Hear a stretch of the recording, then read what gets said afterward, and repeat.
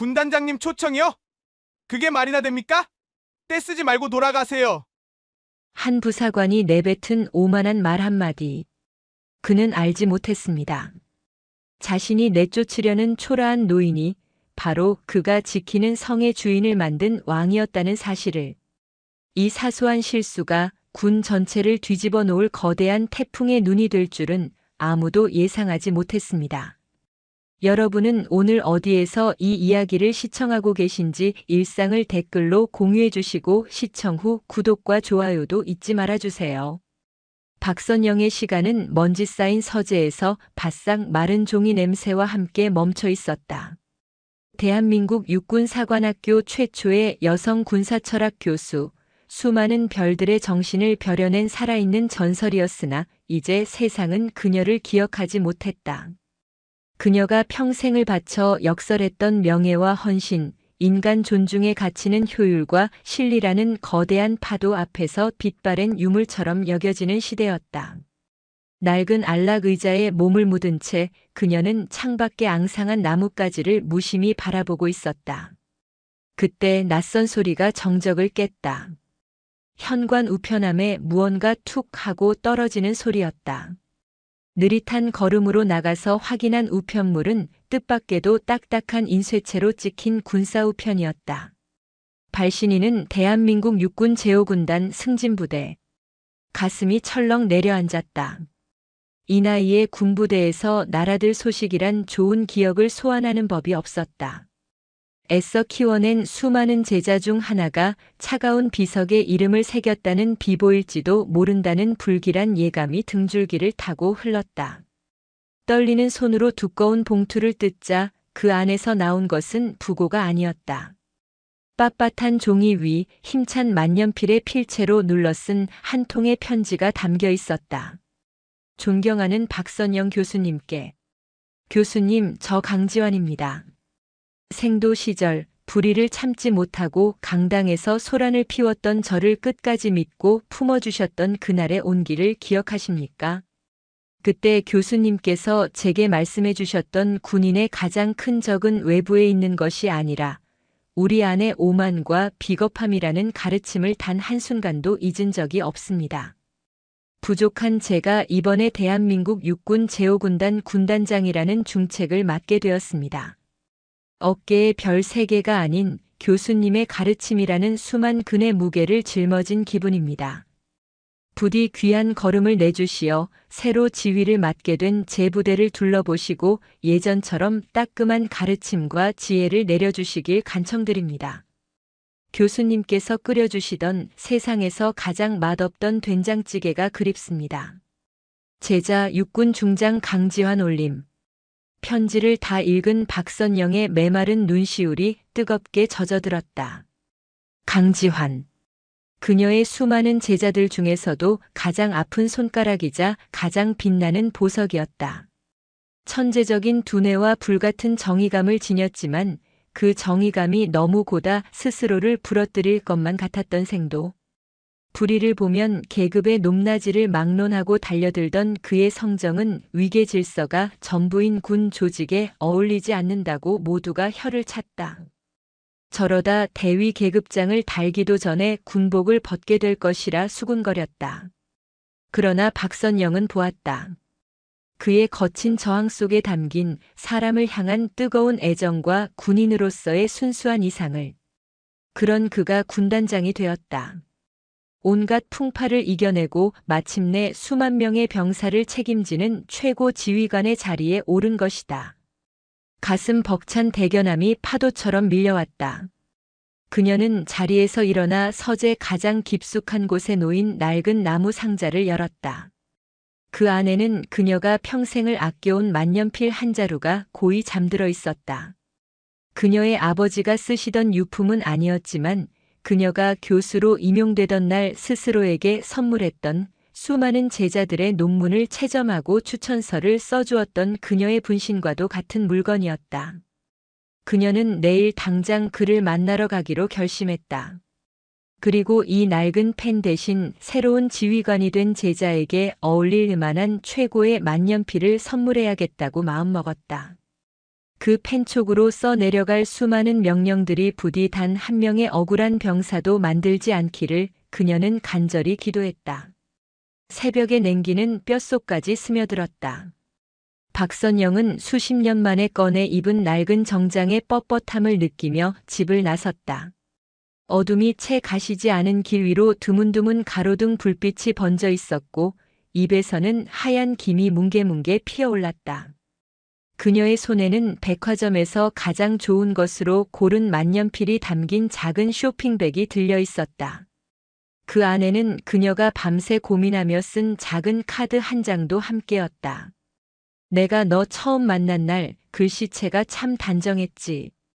이제는 그 손으로 명령서를 쓰고 사람의 마음을 적는구나. 서울에서 제오군단 본부가 있는 경기도 포천까지의 여정은 이른을 훌쩍 넘긴 노구에겐 고행이나 다름없었다. 덜컹거리는 시외버스는 허리를 아프게 찔렀고 히터바람은 답답하게 숨을 죄어왔다. 차창 밖으로 익숙한 도시의 풍경이 점차 낯선 시골의 풍경으로 바뀌어갔다. 꼿꼿하게 편 허리가 조금씩 쑤셔왔지만 수십 년 만에 만날 제자를 생각하는 설렘이 고단함을 잊게 했다. 과연 그는 얼마나 변했을까? 별 3개의 무게에 짓눌려 자신이 가르쳤던 순수한 이상을 잊어버린 그저 그런 권력자가 되어버린 것은 아닐까? 불안감이 엄습했다. 하지만 편지에 담긴 진심 어린 문장들을 떠올리며 이내 고개를 저었다. 강지환은 그럴 아이가 아니었다. 몇 번의 환승 끝에 버스는 마침내 승진이라는 부대명과 함께 거대한 위병소가 보이는 정류장에 멈춰섰다. 박선영이 버스에서 내리자 차가운 겨울바람이 매섭게 옷깃을 파고들었다. 눈앞에 펼쳐진 군부대의 풍경은 그녀가 평생 몸담았던 대학의 그것과는 전혀 다른 세상이었다. 하늘을 찌를 듯 솟은 철조망, 위압적으로 도열한 장갑차 그리고 총을 든 채 미동도 없이 서 있는 젊은 병사들의 모습은 압도적인 위압감으로 그녀를 짓누르는 듯했다. 평생을 글로 쌓아온 노학자에게 총과 칼로 세워진 3개의 문턱은 너무나도 높고 차갑게 느껴졌다. 심호흡을 한 번 한 그녀는 온매무새를 가다듬고 위병소를 향해 천천히 그러나 망설임 없이 발걸음을 옮겼다. 한 걸음 한 걸음 정문을 향해 다가갈수록 심장 박동은 더욱 빨라졌다. 그것은 두려움이라기보다는 오랜 기다림 끝에 찾아온 설렘에 가까운 감정이었다. 드디어 위병소 앞에 섰을 때 그녀의 이마에는 어느새 식은땀이 송골송골 맺혀 있었다. 정지. 무슨 일로 오셨습니까? 앳된 얼굴의 일병이 훈련받은 대로 낮고 딱딱한 목소리로 그녀를 막아섰다. 그의 눈빛에는 경계심이 가득했지만 연로한 노인을 대하는 최소한의 인간적인 배려는 남아있는 듯했다. 박선영은 온화한 미소를 지으며 대답했다. 강지환 군단장님의 초청을 받고 왔습니다. 잠시 뵐 수 있을까 해서요. 그녀의 말에 일병의 눈이 순간 동그래졌다. 군단장.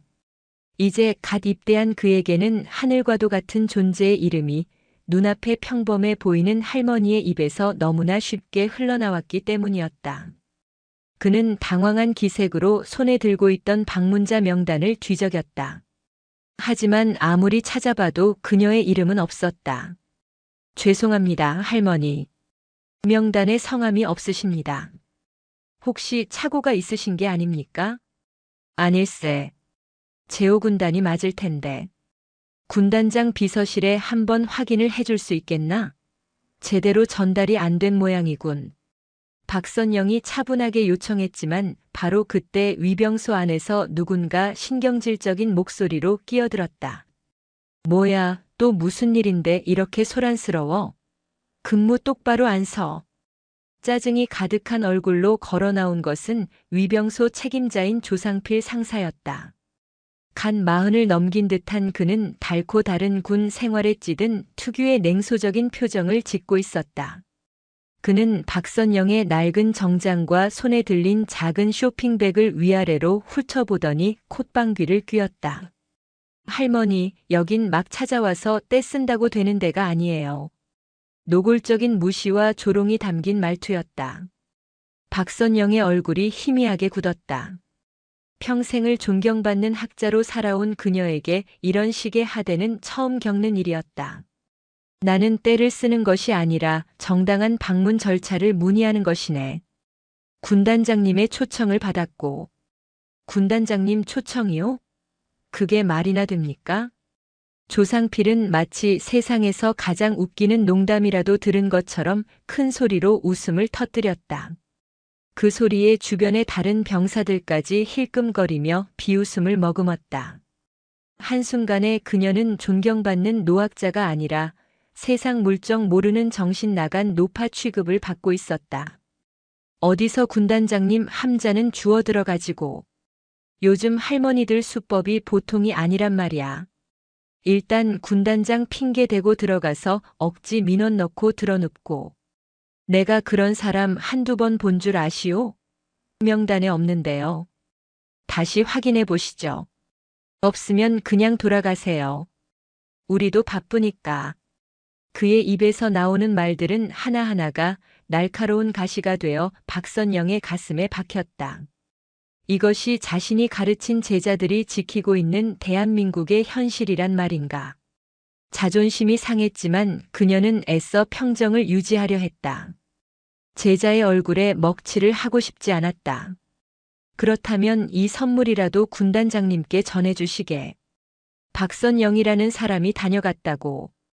그녀는 정성껏 포장한 만년필이 담긴 쇼핑백을 조심스럽게 내밀었다. 하지만 조상필의 눈빛은 더욱 차가워졌다. 그는 쇼핑백을 마치 더러운 오물이라도 되는 듯 쳐다보며 비아냥거렸다. 선물? 이게 선물입니까? 누가 봐도 쓰레기지. 군단장님께서 이런 너절한 걸 받으실 것 같습니까? 차가운 철문 앞 한평생 지켜온 늙은 스승의 진심은 그렇게 세상 물정 모르는 고집으로 짓밟히고 있었다. 조상필의 입에서 나온 쓰레기라는 단어는 날카로운 유리 파편이 되어 박선영의 고막을 찢고 들어왔다. 그의 눈빛은 순수한 경멸 그 자체였다. 그는 한 걸음 더 다가서더니 다짜고짜 그녀의 손에 들린 쇼핑백을 거칠게 낚아챘다. 힘없는 노인의 손에서 빠져나간 쇼핑백은 허공에서 위태롭게 흔들렸다. 어디 구경이나 한번 해봅시다. 그 대단한 선물이 뭔지. 조상필은 포장지를 미련 없이 북북 찢어발겼다. 정성스럽게 매듭 지어진 리본이 힘없이 바닥으로 떨어졌다. 이윽고 모습을 드러낸 것은 묵직하고 고급스러운 가죽 케이스였다. 그는 잠시 주춤했지만 이내 다시 비웃음을 되찾았다. 케이스를 탁 소리가 나게 열자 그 안에서 짙은 남색 몸체의 은은한 백금 장식이 빛나는 만년필이 모습을 드러냈다. 전문가가 아니더라도 한눈에 범상치 않은 물건임을 알 수 있었다. 그러나 조상필의 눈에는 그저 비싸 보이는 펜 한 자루일 뿐이었다. 꼴에 펜은 번지르르하네. 이런 걸로 사단장님 마음이라도 사보시려고? 할머니 사람 잘못 보셨어요. 우리 군단장님은 이런 얄팍한 수에 넘어가는 분이 아니시라고. 그는 만년필을 조심성 없이 집어들었다. 그리고는 마치 장난감처럼 허공에 휘둘러 보더니 더욱 모욕적인 행동을 저질렀다. 그는 펜을 들고 곧장 위병소 안으로 들어가 먼지가 뽀얗게 쌓이고 커피 자국이 얼룩진 낡은 책상 위로 아무렇게나 툭 던져버렸다. 쿵 하는 둔탁한 소리와 함께 만년필은 기름때 낀 책상 위를 굴러 방금 전까지 누군가 먹다 남긴 컵라면 용기 옆에 멈춰 섰다. 제자를 향한 스승의 고귀한 진심이 시큼한 음식물 쓰레기 냄새와 뒤섞여 더럽혀지는 순간이었다. 박선영의 눈앞이 하얗게 변했다. 숨이 턱 막히고 다리가 후들거렸다. 그녀는 아무 말도 하지 못하고 그저 책상 위에 내팽개쳐진 자신의 마음을 망연자실하게 바라볼 뿐이었다. 분노보다 더 깊은 슬픔이, 슬픔보다 더 지독한 무력감이 온몸을 휘감았다. 평생을 지켜온 학자로서의 자존심과 스승으로서의 명예가 저 지저분한 책상 위에서 뒹구는 만년필처럼 산산조각 나버린 것 같았다. 처음 보는 노인에게 너무 과한 처사라고 생각했는지 아까까지만 해도 낄낄거리던 병사들의 얼굴에서도 웃음기가 사라져 있었다. 심지어 조상필 자신도 순간적으로 자신이 너무 심했다는 것을 깨달았는지 당황한 표정으로 헛기침을 하며 괜히 목소리를 높였다. 어허, 꺼보라고요. 별것도 아니잖아요. 그냥 펜 한 자루잖아. 이런 걸로 업무 방해하지 마시고 이제 그만 돌아가시라니까. 그는 애써 태연한 척하며 상황을 수습하려 했지만 목소리는 미세하게 떨리고 있었다. 박선영은 더 이상 이곳에 머물 이유가 없었다. 그녀는 조용히 짐승처럼 상처 입은 걸음으로 몸을 돌렸다. 그녀의 어깨는 먼 길을 온 고단함보다 방금 겪은 짧은 순간의 모멸감으로 훨씬 더 무겁게 축 처져 있었다. 차가운 바람이 박선영의 뺨을 세차게 때렸다. 그녀는 부대 정문을 등지고 정류장을 향해 한 걸음 한 걸음 힘겹게 내디뎠다. 발걸음이 천근만근 무거웠다. 위병소 주변은 여전히 어색한 침묵이 감돌았다. 조상필은 자신의 행동이 만들어낸 이 무거운 분위기에 안절부절 못하며 괜히 헛기침만 반복했다. 다른 병사들은 차마 고개를 들지 못하고 시선을 바닥에 고정한 채 서 있었다. 모두가 방금 전 자신들이 목격하고 동조했던 그 야만적인 광경의 무게를 느끼고 있었다. 바로 그때였다. 저 멀리서 부대 안쪽으로부터 한치의 흐트러짐도 없는 정숙함으로 검은색 세단 한 대가 미끄러지듯 다가오고 있었다. 차량의 앞 보닛에는 군단을 상징하는 기봉에 별 3개가 선명하게 수놓인 군단 장기가 매서운 겨울바람에도 꼬티하게 펄럭이고 있었다. 군단장의 차량이었다. 위병소의 모든 군인들의 몸이 순간적으로 얼어붙었다. 조상필의 얼굴은 새하얗게 질렸다. 그는 허둥지둥 자신의 군복 매무새를 바로잡고 다른 병사들에게 눈짓을 보내며 경례 준비를 시켰다. 그의 머릿속은 복잡했다. 왜 하필 지금 군단장님께서 나타나시는 것인가? 방금 전에 소란을 보셨으면 어떡하지? 아니, 보셨을 리가 없다. 이미 저 노파는 멀어져 가고 있지 않은가? 검은색 세단은 소리 없이 속도를 줄이며 위병소 앞에 부드럽게 멈춰섰다. 운전병이 재빨리 차에서 내려 뒷좌석 문을 열었다. 차 안에서 갓 부임한 신임 군단장 강지환 중장이 내렸다. 잘 다려진 전투복, 굳게 담은 입술과 강직한 눈빛에서는 수만 명의 생명을 책임지는 지휘관의 위엄이 흘러나왔다. 그의 어깨에 달린 3개의 별이 아침 햇살을 받아 서늘하게 빛났다. 충성! 조상필과 위병들은 부서져라 외치며 거수 경례를 했다. 강지환은 그들의 경례를 받으며 고개를 가볍게 끄덕였다. 그의 날카로운 시선은 위병소 주변의 어색한 분위기와 병사들의 굳은 표정을 놓치지 않았다. 무슨 일 있었나? 그의 목소리는 낮고 차분했지만 그 안에는 모든 것을 꿰뚫어 보는 듯한 날카로움이 있었다. 조상필은 식은땀을 흘리며 다급하게 대답했다. 아무 일 없었습니다. 이상 없습니다. 바로 그 순간 강지환의 시선이 위병소에서 멀어져 가는 한 노인의 뒷모습에 닿았다. 낡고 소박한 정장, 세월의 무게에 구부정한 어깨, 그리고 힘겨워 보이는 걸음걸이. 그냥 스쳐 지나갈 수도 있는 평범한 노인의 뒷모습이었다. 하지만 왠지 모르게 그의 심장이 쿵 하고 내려앉았다.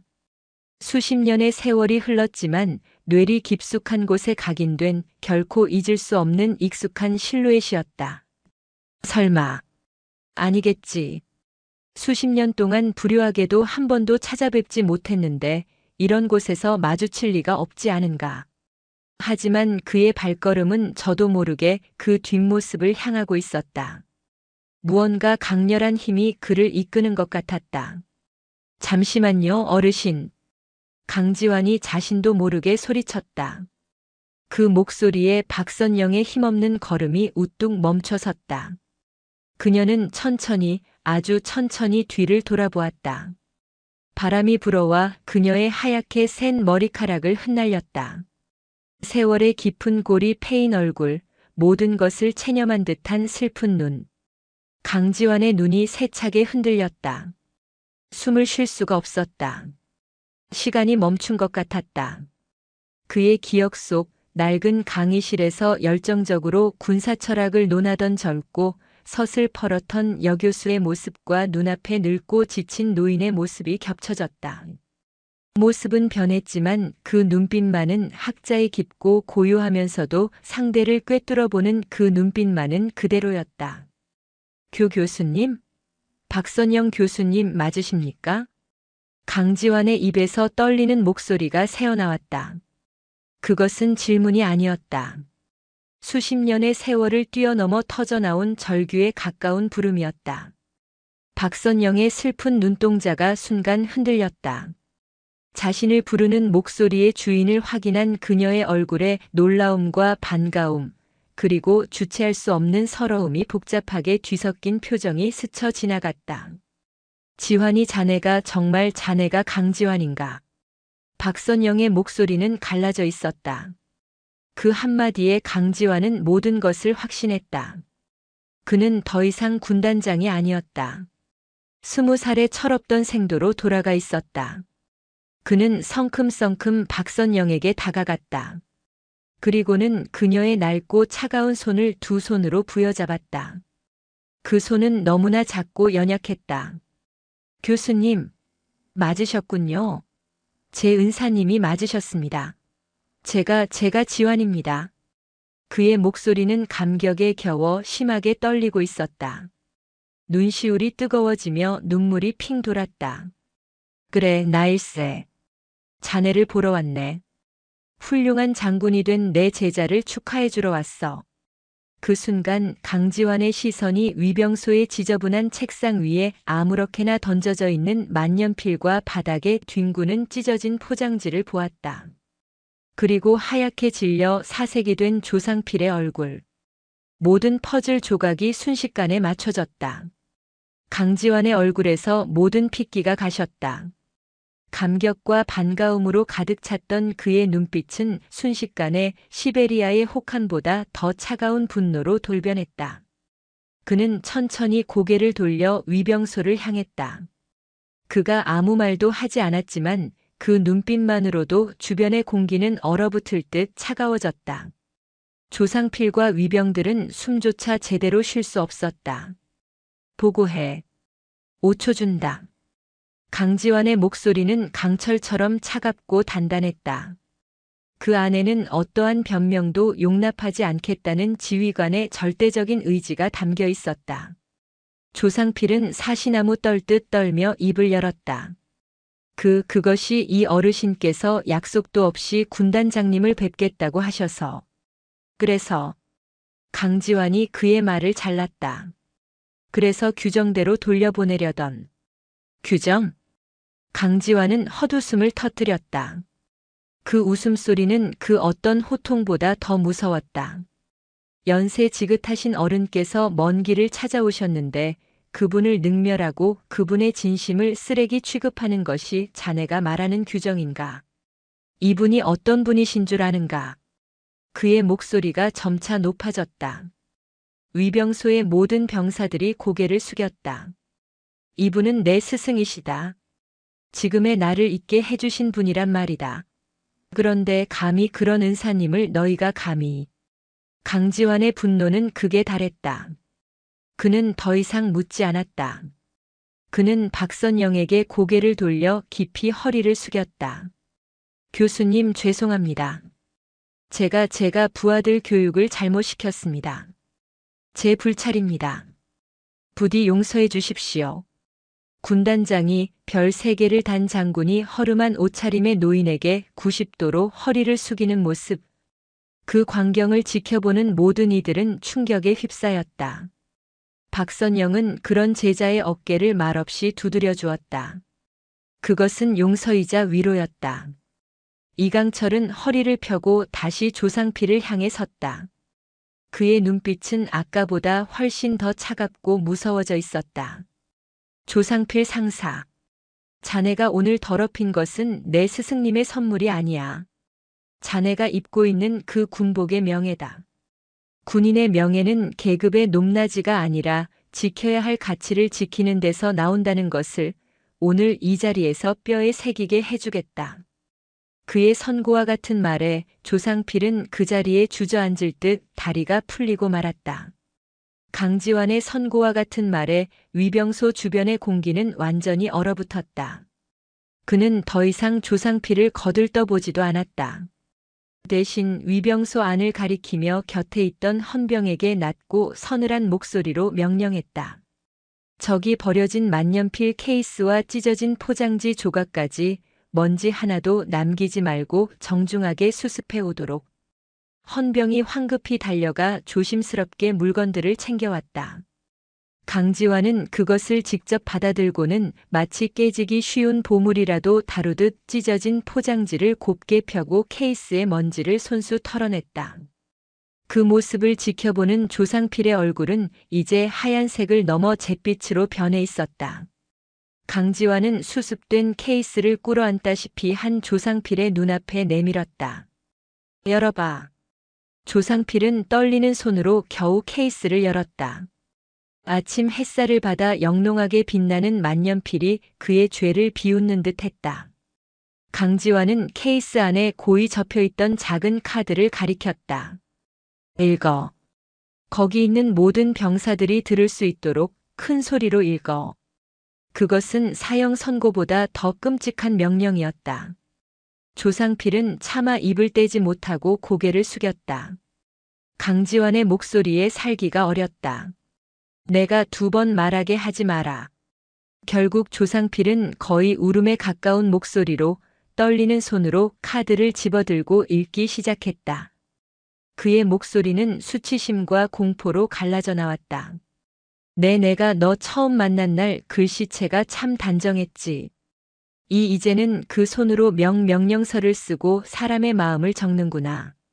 그가 한 글자 한 글자 내뱉을 때마다 그곳에 서 있던 모든 병사들은 자신들이 무슨 짓을 저질렀는지 어떤 고귀한 마음을 짓밟았는지 깨닫고 숨을 죽였다.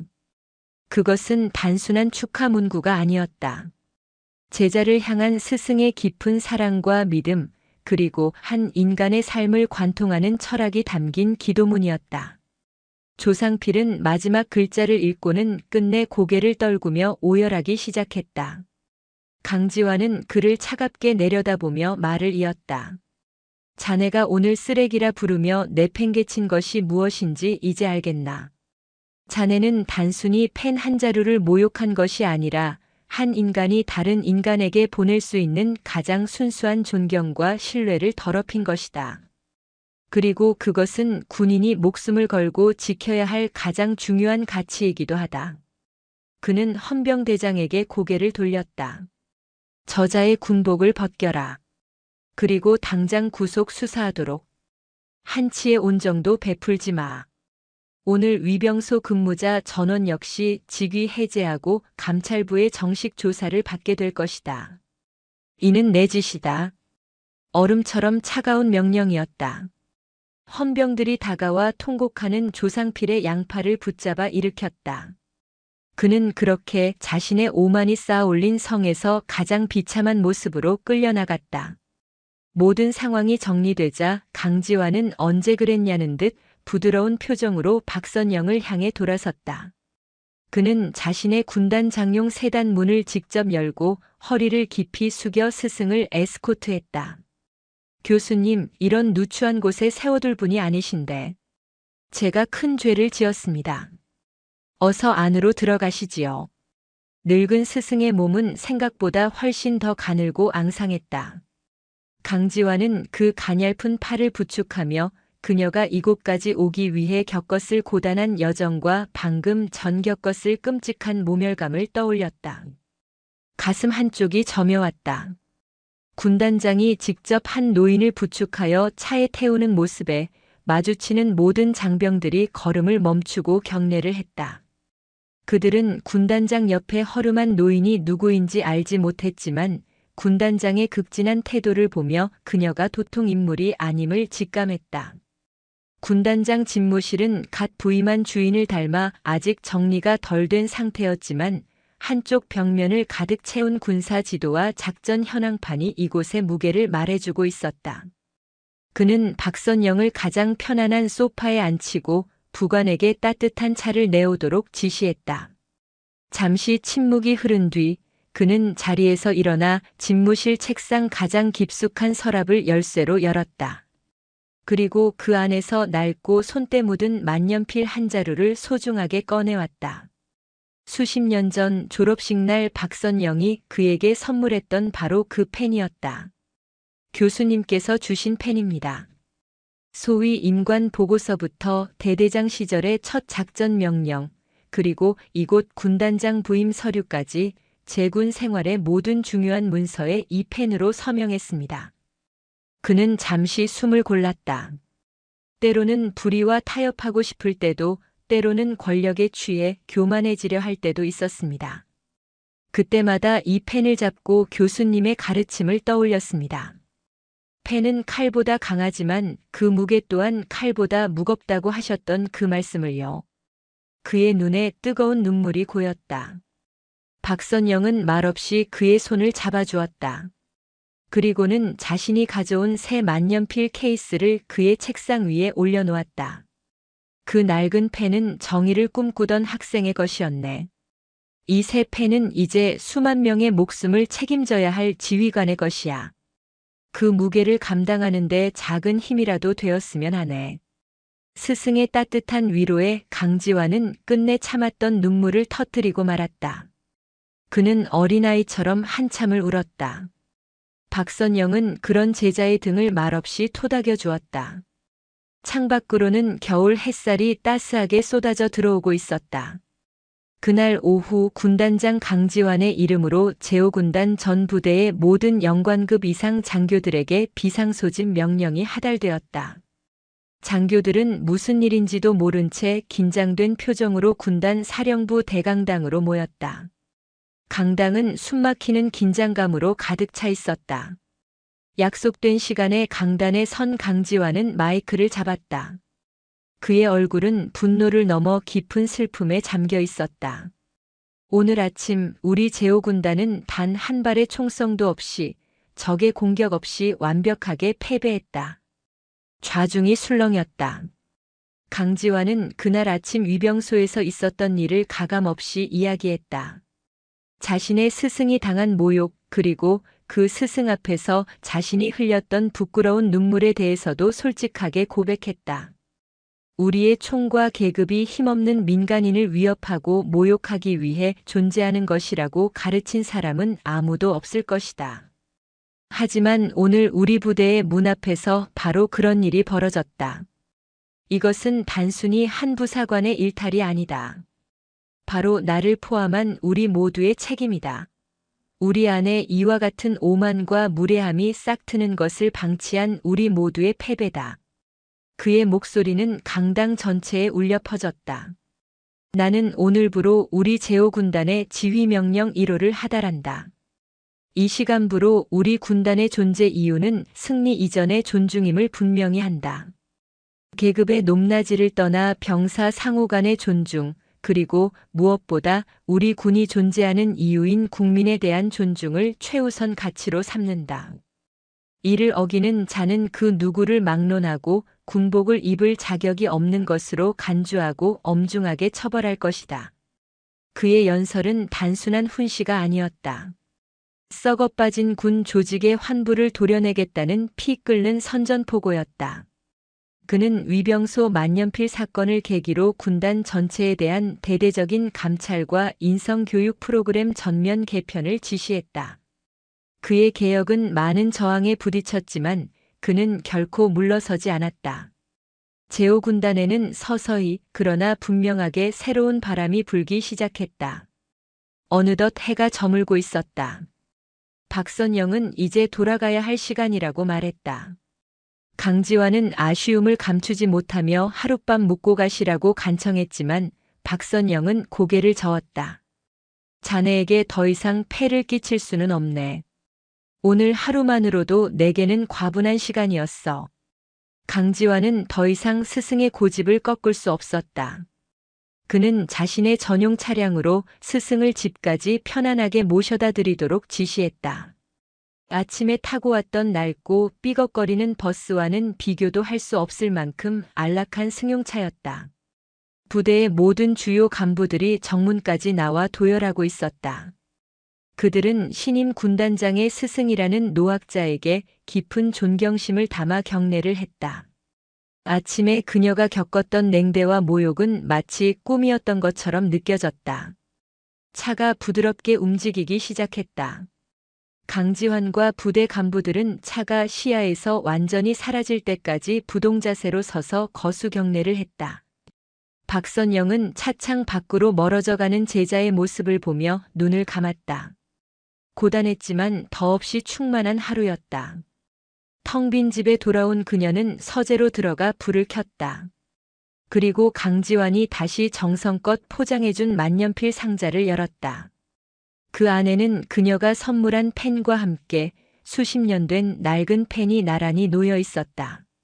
그리고 그 아래에는 제자의 필체로 쓴 짧은 메모가 있었다. 교수님, 이 낡은 펜은 이제 제가 아니라 교수님의 서재에서 지난 세월의 영광을 기억해야 할 것 같습니다. 교수님께서 주신 새로운 펜으로 교수님의 가르침이 부끄럽지 않은 군대의 역사를 써내려 가겠습니다. 박선영은 두 자루의 펜을 책상 위에 나란히 놓고 조용히 바라보았다. 고요한 서재 안 늙은 교수의 얼굴 위로 평온한 미소가 번져나갔다. 그날 이후 제5군단에서는 만년필 사건이라 불리는 하나의 전설이 생겨났다. 그리고 그 전설은 군인이 진정으로 지켜야 할 것이 무엇인지를 알려주는 그 어떤 교리보다 더 엄중한 가르침으로 병사들의 가슴속에 영원히 살아남게 되었다.